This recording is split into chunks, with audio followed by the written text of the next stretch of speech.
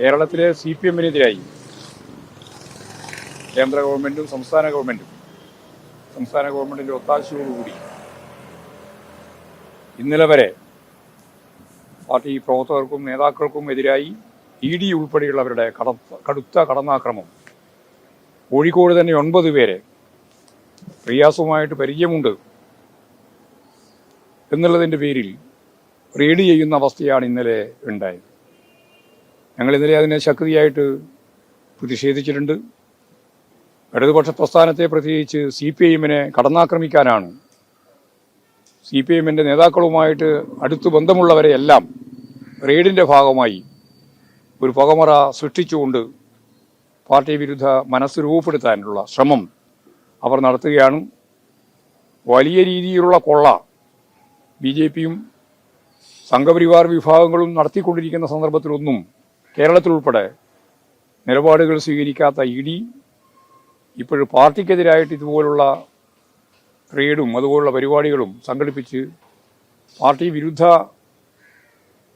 ശക്തിയുടെ പട്ടികയിൽ ഒന്നാമത്തെ പേരായിട്ട് ED സ്ഥാനം നേടുന്നു എന്നുള്ളതാണ് കേരളത്തിൽ ഇപ്പോഴും കണ്ടുകൊണ്ടിരിക്കുന്ന ചിത്രം.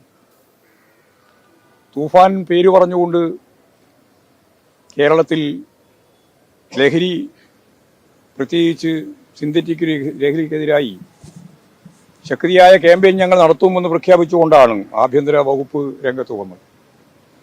പക്ഷേ VD സതീശൻ എന്ന കേരളത്തിൻ്റെ മുഖ്യമന്ത്രിയുടെ ഏറ്റവും അടുത്ത സുഹൃത്തും യൂത്ത് കോൺഗ്രസിൻ്റെ നേതാവും സോഷ്യൽ മീഡിയയുടെ കോണ്ടാക്ട്, അതിൻ്റെ ഏറ്റവും പ്രധാനപ്പെട്ട VD സതീശന് വേണ്ടി അതിൻ്റെ ഏറ്റവും പ്രധാനപ്പെട്ട ചുമതല നിർവഹിച്ചുകൊണ്ടിരിക്കുന്ന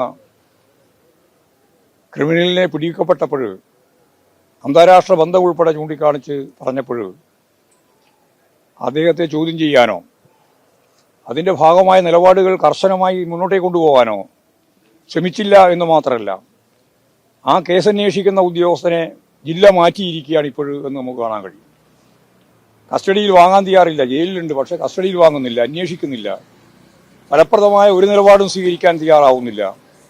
ഇതാണ് VD സതീശനുമായി ബന്ധപ്പെട്ടവർക്ക് അനുകൂലമായ നിലപാട് ആഭ്യന്തര വകുപ്പ് കൈകാര്യം ചെയ്യുന്നതിൻ്റെ ഏറ്റവും പ്രധാനപ്പെട്ട തെളിവ്. ഇങ്ങനെ നിരവധിയായ കാര്യങ്ങൾ ഇപ്പോഴും കേരളത്തിൻ്റെ മുഖ്യമന്ത്രി VD സതീശൻ തന്നെ മുൻകൈയെടുത്തുകൊണ്ട് ഇത്തരം കേസുകൾ തേച്ചുമാച്ച് കളയുന്നതിനു വേണ്ടിയുള്ള ശ്രമങ്ങളാണ് നടത്തിക്കൊണ്ടിരിക്കുന്നത് എന്ന് ജനങ്ങൾ പൂർണ്ണമായിട്ട് വിശ്വസിക്കുകയാണ്. അതിനൊപ്പം തന്നെയാണ് ഞങ്ങളെല്ലാം ഉള്ളത് എന്ന കാര്യവും ഞാൻ ഈ സന്ദർഭത്തിൽ ചൂണ്ടിക്കാണിക്കുകയാണ്.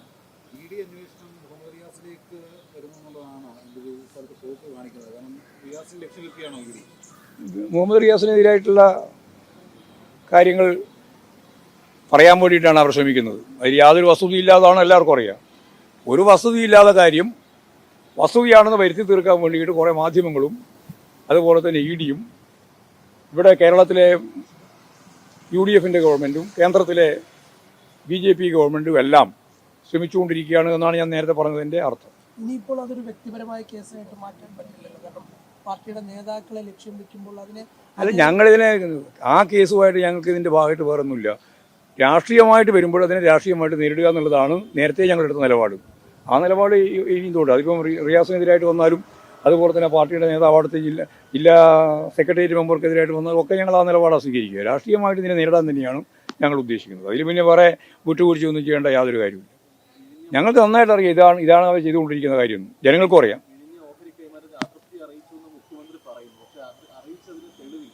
അറിയിച്ചതിന് തെളിവില്ല എന്ന് മാത്രമല്ല, അറിയിച്ചില്ല എന്നുള്ളതിന് വ്യക്തമായിട്ടുള്ള വിവരാവകാശ രേഖ കിട്ടിയിട്ടുണ്ട്. അങ്ങനെ ഏതെങ്കിലും ഒരു തരത്തിലുള്ള അതൃപ്തി അറിയിച്ചിട്ടില്ല എന്നാണ് ആ രേഖ പറയുന്നത്. അപ്പോൾ കളവ് പറയുകയാണ്. കളവ് പറയുന്നതിന് പിന്നെ വേറെ പറഞ്ഞിട്ട് കാര്യമില്ല. ഈ ഗവർണർ DGP വിളിച്ച് വരുത്തിയ സംഭവത്തിൽ കഴിഞ്ഞ ദിവസം മുഖ്യമന്ത്രിയോട് മാധ്യമപ്രവർത്തകർ ചോദിച്ചപ്പോൾ കോൺഗ്രസിന്റെ നയം നേരത്തെ തന്നെ പ്രഖ്യാപിച്ചിട്ടുണ്ട് എന്നതാണ്. മറിച്ച് ഒരു അതൃപ്തിയും രേഖാമൂലം അറിയിക്കുന്നുമില്ല. ഗവർണറെ ഭയമാണോ? കോൺഗ്രസിന്റെ ഇന്നത്തെ ഒരു നിലപാട് പരിശോധിച്ച് നോക്കിയാൽ BJP നടത്തിക്കൊണ്ടിരിക്കുന്ന കാവ്യവൽക്കരണ പ്രക്രിയക്ക് പൂർണ്ണമായിട്ട് പിന്തുണയാണ്.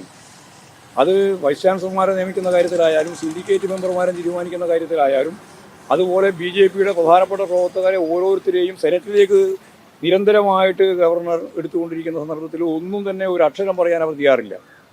അതുകൊണ്ട് തന്നെയാണ് യഥാർത്ഥത്തിൽ ഗവൺമെൻറ്റിനെ മറികടന്നുകൊണ്ട് ഉയർന്ന ഉദ്യോഗസ്ഥന്മാരെ ഗവർണർ വിളിച്ചു ചേർക്കുക എന്നുള്ളത് സാധാരണ സംഭവിക്കുന്നതല്ല.